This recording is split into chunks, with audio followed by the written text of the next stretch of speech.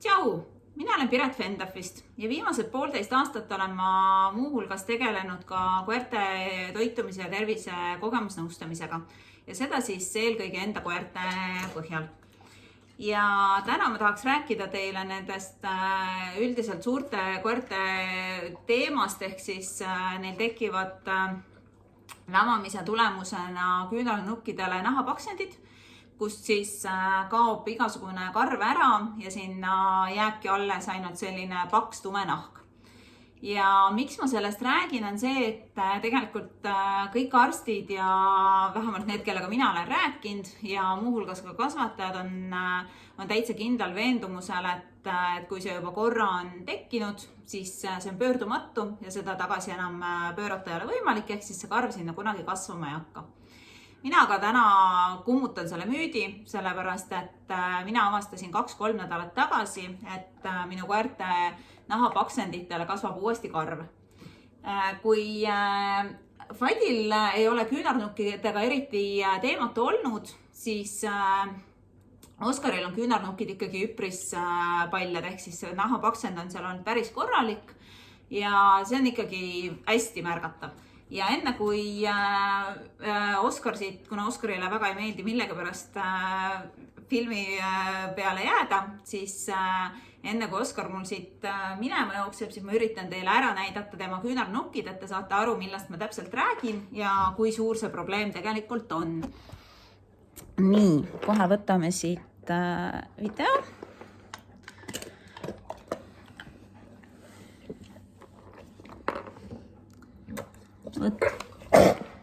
Nii, üks tõmbas endale maiuse kurku.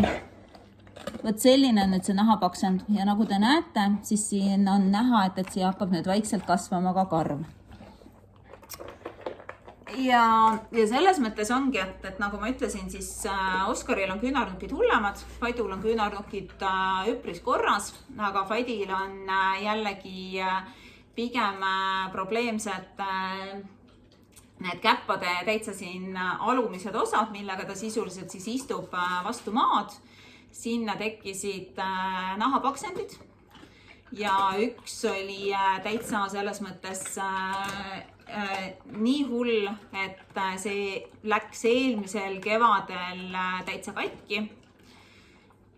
See läks väga koledaks, näitasin ka arstile, arst ütles ka, et oi, et see näeb väga kole välja, määrati meile hormoonkreem, ma isegi 1 päeva vist proovisin seda kasutada, kuna ma mingit mõju ei näinud, siis ma jätsin hormoonkreemi ära ja tegelikult hakkasin seda puhastama ainult saialille tinktuuriga ja saime selle asja korda ja tänaseks on sisuliselt temal see koht sealt täitsa kinni kasvanud.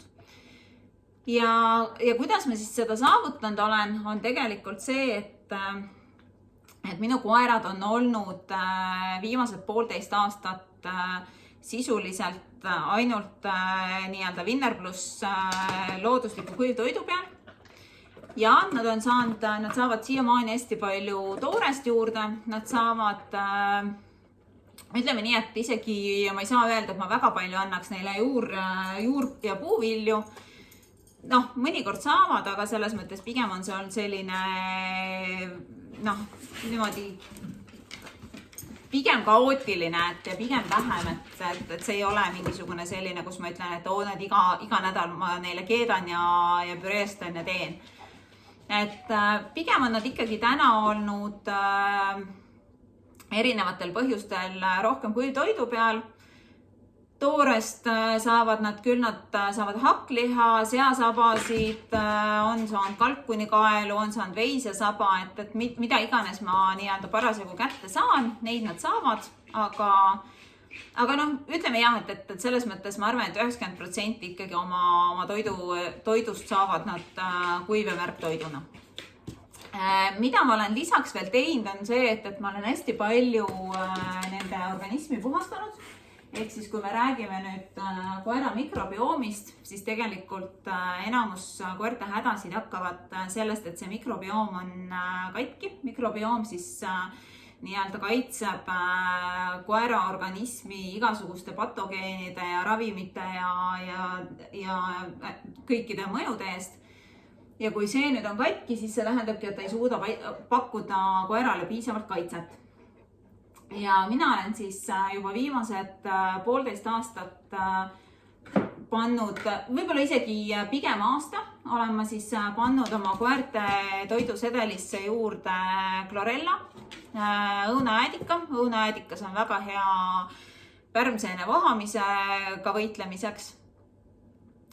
Lisaks olen ma aeg-ajalt kasutanud ka ränivetika pulbrit, paotarkot. Et ma olen selles mõttes proovinud nagu kõike. Ja siinkohal ma võin ka öelda näiteks, et kust te saate ka aru näiteks, et pärmseen vohab on see, et kui koera nahk läheb punaseks, ta ongi nii-öelda selgelt punane, et üldiselt peaks ikkagi nahk olema selline ilus ja valge, võib-olla selline nii-öelda hele roosa on veel okei, aga üks vahe oli lihtsalt Fadil, kui ilmselt oligi pärmseen oli vohama hakanud. Pärmseen muideks võib ka hakata vohama vaktsineerimise tulemusena, ehk siis lüüakse jälle see mikrobioom sassi ja see tähendab, et keha ei suuda seda pärmseent enam kontrolli all hoida. Siis Fadil olid lausa need siit nagu kaenla alused täiesti tumepunased, et ma kohe nägin, nii-öelda seda oli ikka paha vaadata ja ütleme, nii-öelda see kubeme piirkond oli ka, et kõik oli punane. Siis täna on ta selline mõnusalt heleroosakas. Ma näen, et tal ei ole mitte mingeid vaevusi, tal on kõik super hästi. Tumedate koerte puhul on ka see, et pärmseene vohamist saate aru punasest karvast, ehk siis must karv võib ka minna täiesti punaseks. Fadil läks ka lõuaalune, selles mõttes see must karv, sinna tekkis selline hästi roostepunakas värv juurde. Ja see on nagu see koht, kus kindlasti tasuks oma koera toidusedel üle vaadata ja tema organismi puhastada. Ussirohtu ei ole ma oma koertele andnud tänaseks juba aasta.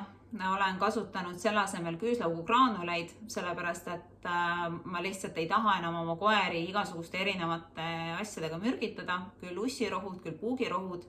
Eelmine aasta Oskar ei saanud ka mul puugirohtu, vaid tegin ise sidruni vett ja piserdasin teda siis enne metsa minekut sellega. Sain väga ilusasti hakkama.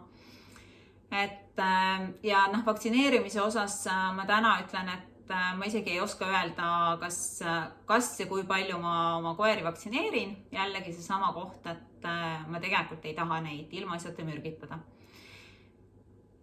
Vaktsineerimise osas selles mõttes, kui te olete otsustanud vaktsineerida, siis lihtsalt minu ainus soovitus on, et puhastage jällegi organism pärast ära, et aidake need raskemetallid sealt kehast välja viia.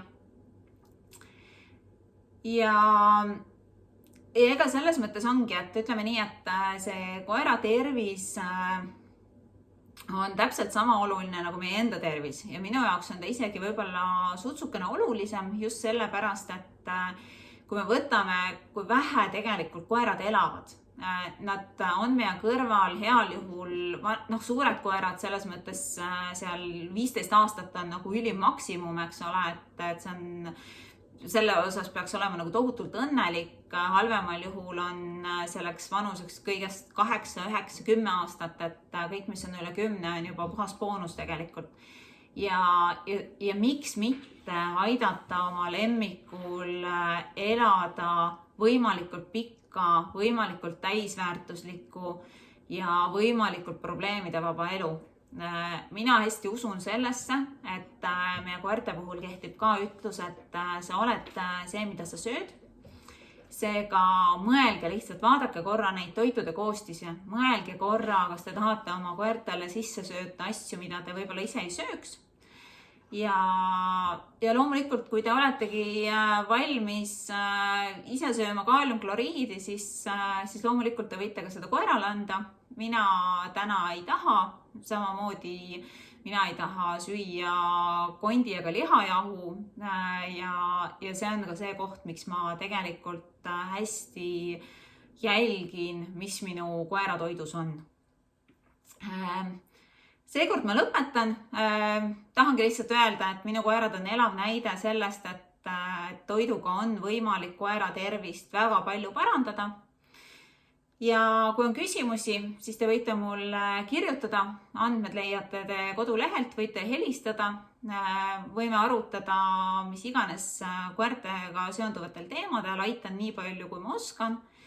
Ja kindlasti plaanin ka neid videosid edasi teha, kui mul jälle on mingi teema, mida ma tahaks teiega jagada ja loomulikult, kui teil on ka endal mõtteid, millest tahaksite rohkem kuulda, siis andke teada. Ma võin neid asju uurida, hea meelega uurin, sest see aitab mul endal ka areneda. Ja siis juba teeksin väikese ülevaate, aga olgu, tšau seekord!